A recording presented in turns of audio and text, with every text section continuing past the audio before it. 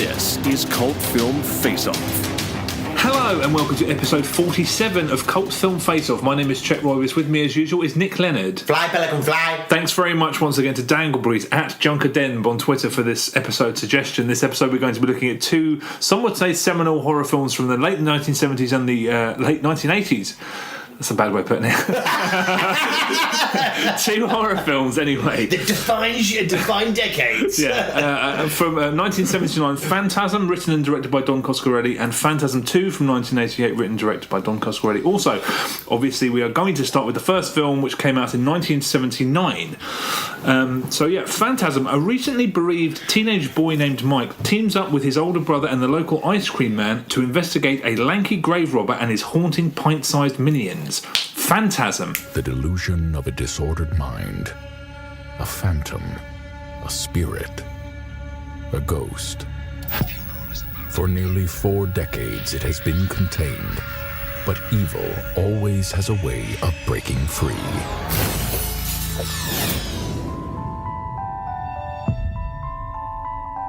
Tommy's gone. It's hard to believe. It was a good idea not to let your little brother come to the funeral. Hey, I don't like this place. Something weird is going on up there. The funeral is about to begin, sir.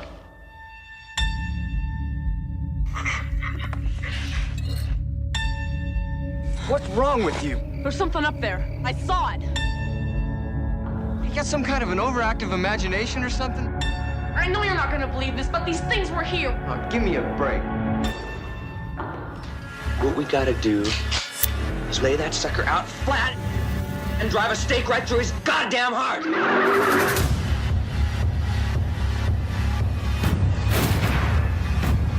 You're gonna run that tall bastard straight down to hell. You play a good game, boy. But the game is finished. Now you die. Phantasm. Don't fear.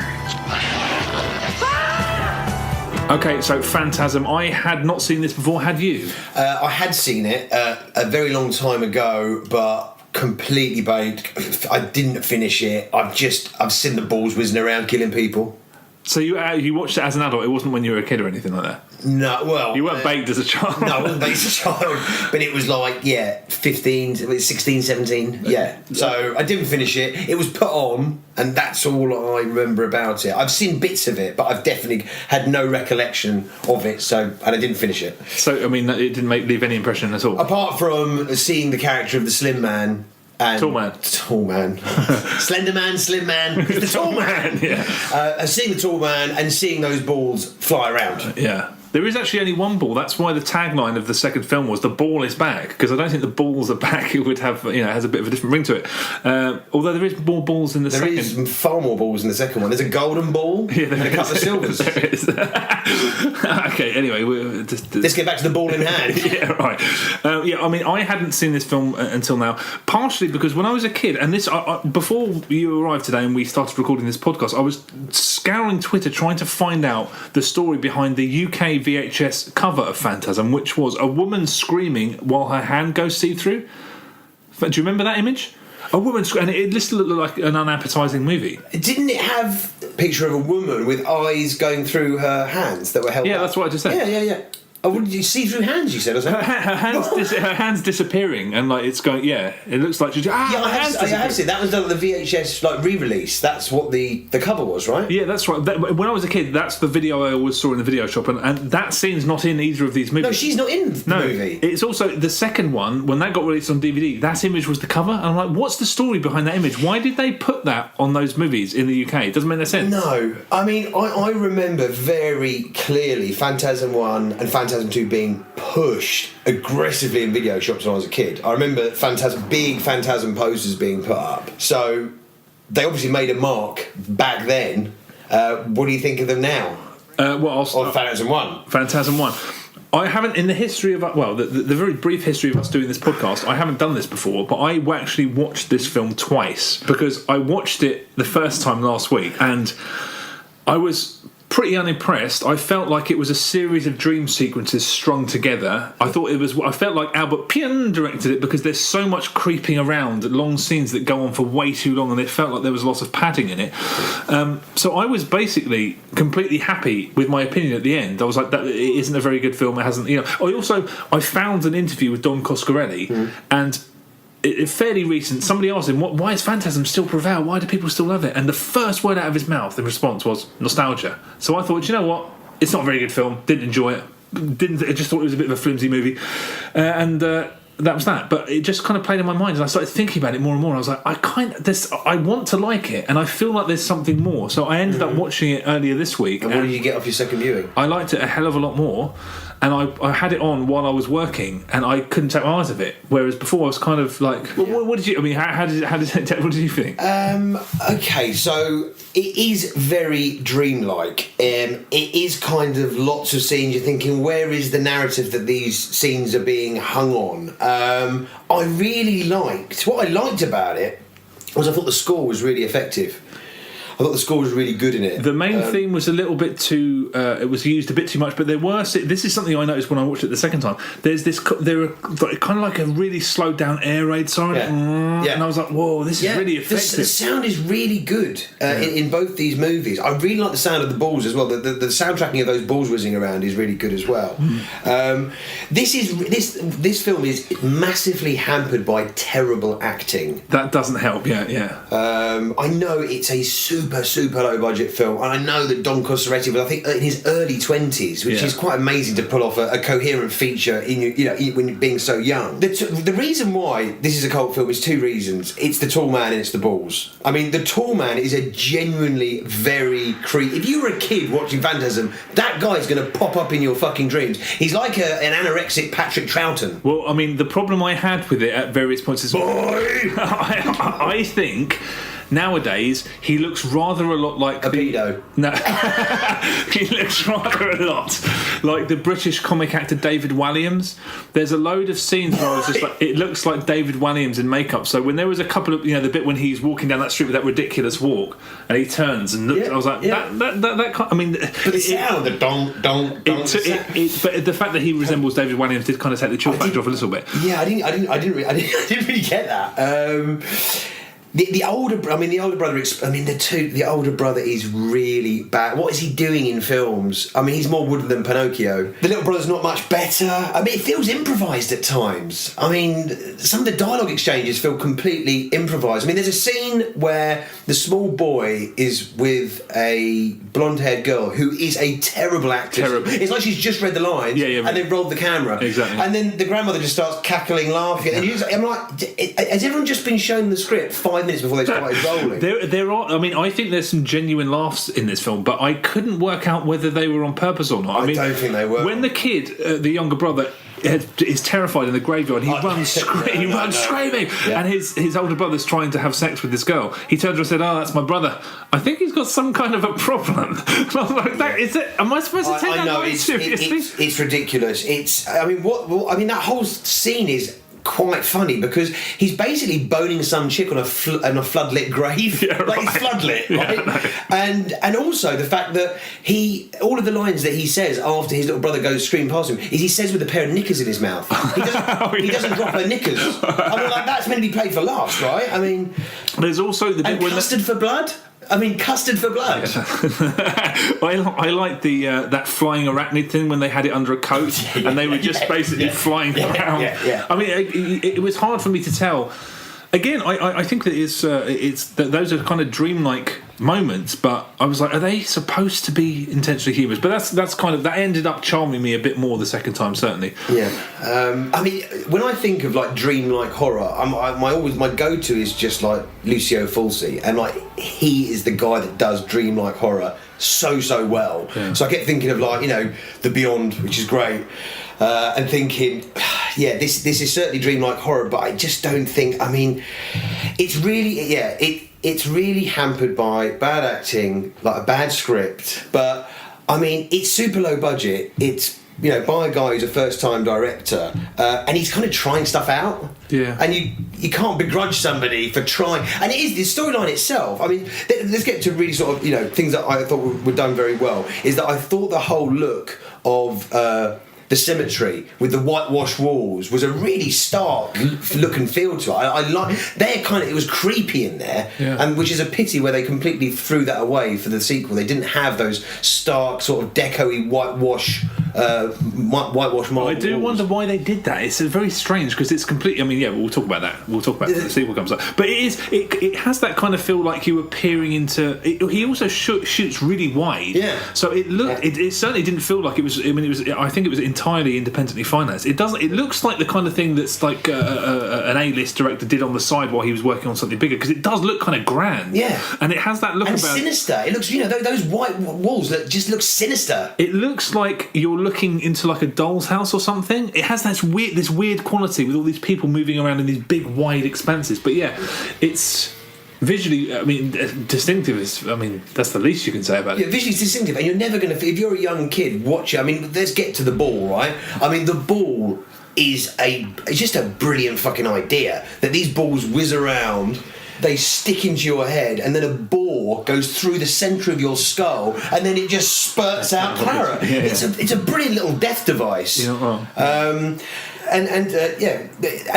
Okay, that was really good. The ball is great. There's not enough of the ball at all. I mean, the ball is one bloody scene. It's so underused. The best thing about this film is the ball and about the Slim Man. The tall man. Fuck! the ball and the tall man, without a doubt, this is the reason why people have. This is why it has lasted the test of time. I felt like that the first time I watched it. The second time, I actually thought it was actually a bit more. There was a bit more to it than that. But there are images in this film. I mean, there's that really striking image when Mike, the kid, wakes up and the tall man is just standing on the top of the frame of his bed, and then his little minions come and pull him into the bed or pull him off. The Jawas, exactly. And I was like, I know for a fact if I saw that when I was a kid, that's like a year of nightmares. Yeah. That image of him above the bed. And then at the beginning, I know I would have been freeze framing as best I could with a VHS if I was a kid and I saw it on video when those little shadows are moving around the graveyard. I was like, oh. Also, the sound that they make is quite unnerving. Yeah, no, you're not. And there is, I mean, the Slim Man is just. The tall man. Fuck! Every kind of scene. No, the jump scares do not work in this movie, but he is definitely a threatening presence. There's a scene towards the end of the movie. I think it's actually the last scene where the cupboard swings back in the mirror and you see that he's just looming in the background, and you're like, as you say, if you're a kid, this stuff is going to be absolutely like stamped in your brain. That's what I mean. I think that's why it's that. If there is any reason that it's still talked about and loved today. I mean, but it's not. I mean, some people talk about it online. They say like, it's so it's so hot, it's so creepy, it's so unnerving. I think that's, I've never found that. I think that's people who saw it when they were children. I'm sure. The second time, I just felt like it was this kid is kind of dealing with, it's the aftermath of a funeral, and this kid is kind of dealing with death almost, and all of these things that kind of, you find out at the end that the ice cream vendor is not an ice cream vendor, it's basically his guardian, and you're like, whoa, that's the kind of shit that happens in dreams when people are in your dreams but there's somebody else, they play a different role. I just thought that was a really nice touch, and I just thought, wow, it really does seem to be this kid trying to work through trying to deal with death and bereavement. And I won't say it was profound, and I won't say that it really knocked me for six, but the second time I was like, wow, there really is so much more to that movie than I thought there was. Did you see any lookalikes? I think I did, and I don't know if I made a note of them, but go on. So the caretaker in the film, the first moment you introduce the caretaker, I mean, I just did a double take. I was like, that's Ed O'Neill. He's got a hat on. He's wearing a hat. Yeah. Okay, I can see that. Is that it? Any others? That was it. Okay. It was sorely lacking on the shit lookalikes. God damn it. Yeah, I mean, what can I say? I mean, it made me yearn for, as I said before, it made me yearn for like watching Lucio Fulci, who just does dreamlike horror so well. I like the soundtrack. But could I recommend this? No, and I think it's one of those. We've mentioned it so much on this podcast, but it's nostalgia, and you know, I had no nostalgia for this film. I think it's got two fantastic elements, which are the balls and the tall man. I think they're just so great. They're so, like, you never forget that. You don't forget that. You know, even watching it, you know, 15, 18 years ago, I remembered that about it, and I remembered how clearly when the artwork is very. It just resonates, doesn't it? It's good. It's the stuff nightmares are made of. He is a really unnerving character. Yeah, I mean, even though you look at it now as an adult, you think it was a bit jokey. All of it, his vocals have turned up to, like, you know, dialed up really high. He's got this big booming voice. But him picking up the coffin and seeing the reaction of the kid, you're just like, oh.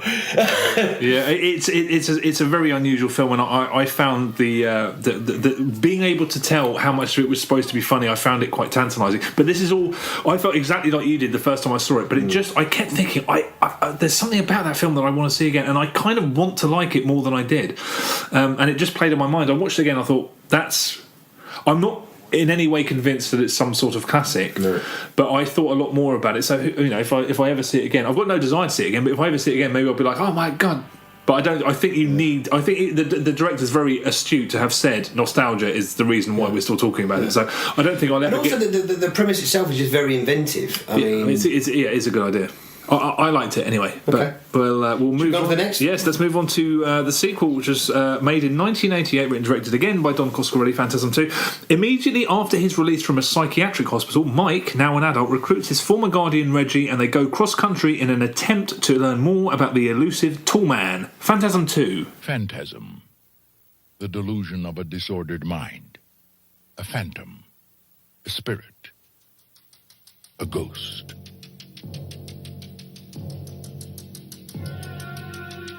For 10 years, the secret of Perigord Cemetery has remained a mystery. Now, 3 innocent people are about to discover the ultimate evil. You think that when you die, you go to heaven. You come to us.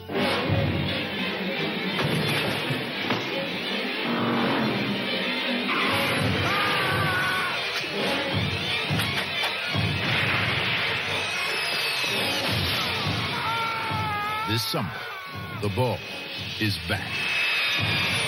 Phantasm 2. It's only a dream. It's a dream. No, it's not. Rated R. Okay, the ball is back. I assume you hadn't seen this prior to this podcast, no? No. Okay, so, I mean, how did it go down? Well, I mean, this has had so much more money thrown at it than the first one. I mean, $3 million, which is 10 times the budget of Phantasm. The cinematography is really quite beautiful at times. These dramatic red skylines, they look great. There just seem to be countless amounts of scenes of getting tooled up. I mean, the first tool-up sequence is 15 minutes in. I was like, whoa, this has properly gone all in on the 80s excess. We're going to make this, but it's going to be a fucking... And then it kind of winds down after that, and you're like, whoa, where's the fucking... You just watch him weld 2 shotguns together. He uses that once towards the end. And I was, once? Yeah, I know. Used for one sequence, and then throws it away. And I was like, I thought, well, I'm a bit more forgiving of movies that kind of go all in and try to pander to, you know, whatever. I love a montage. I'm like, yeah, they're going to really fucking kick some ass in this film. That's what I thought.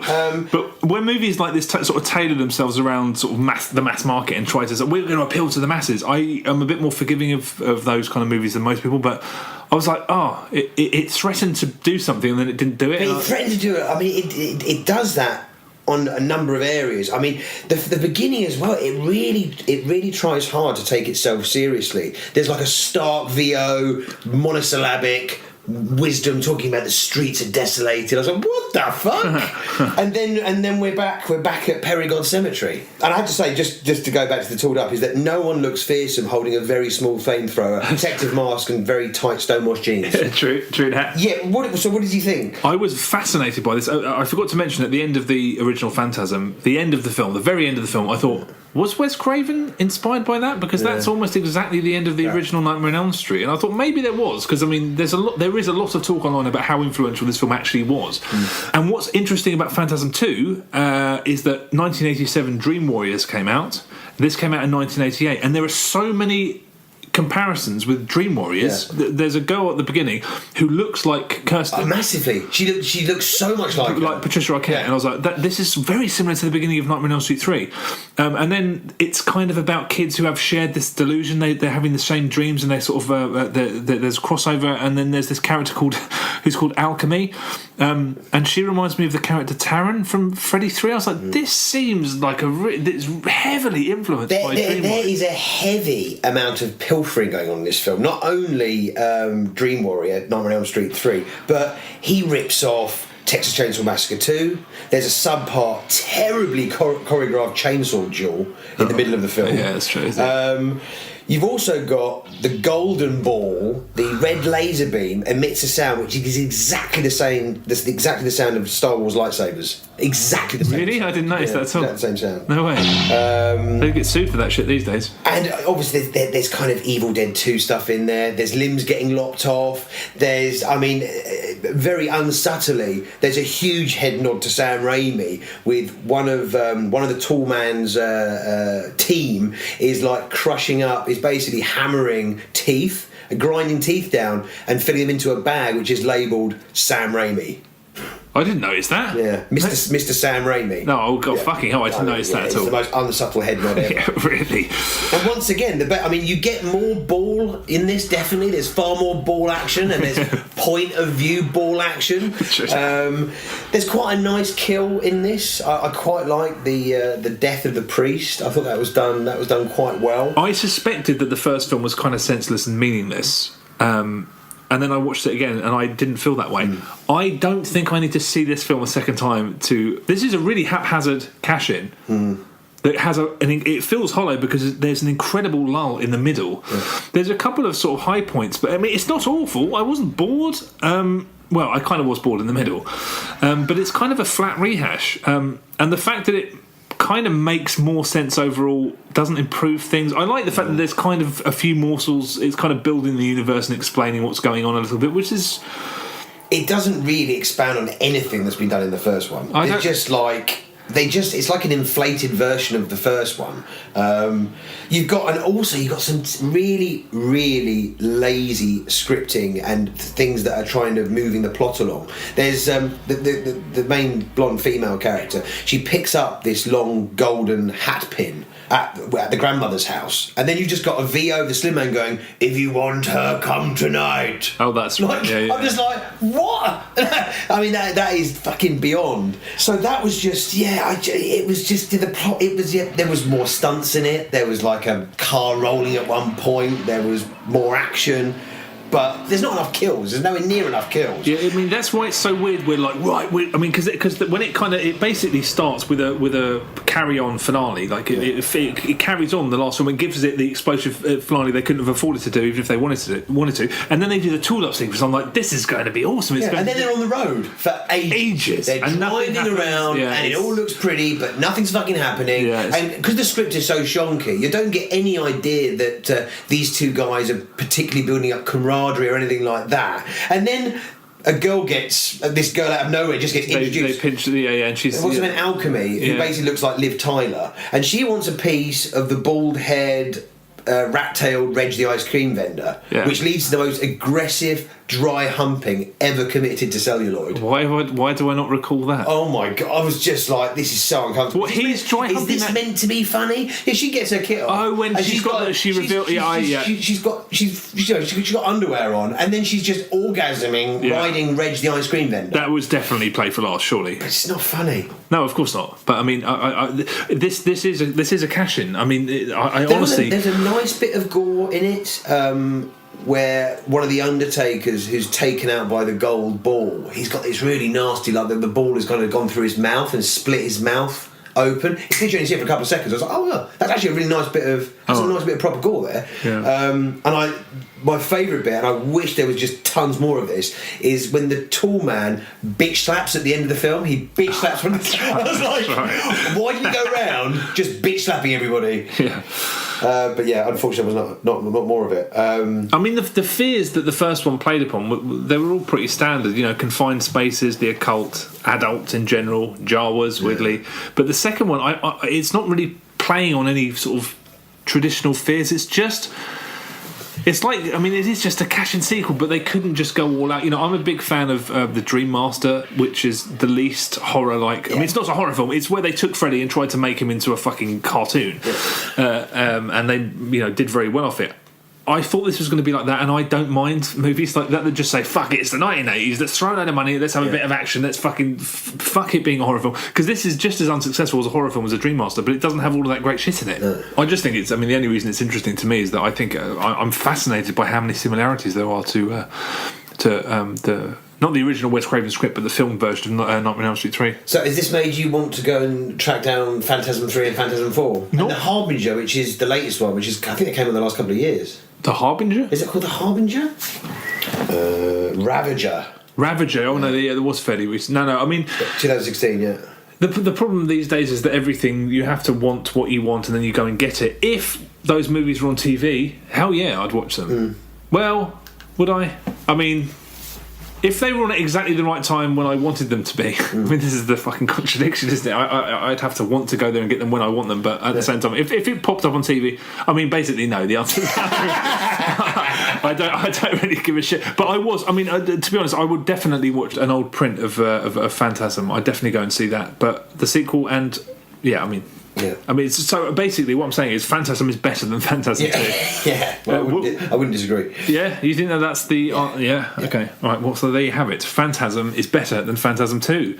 So that is us done. Thank you very much for listening. Check out all of our social media channels and definitely check out our YouTube channel where all episodes are set to video and, they're in there on full. But yeah, we'll be back in a couple of weeks with another episode. Thank you very much for listening. Take it easy. Jobless.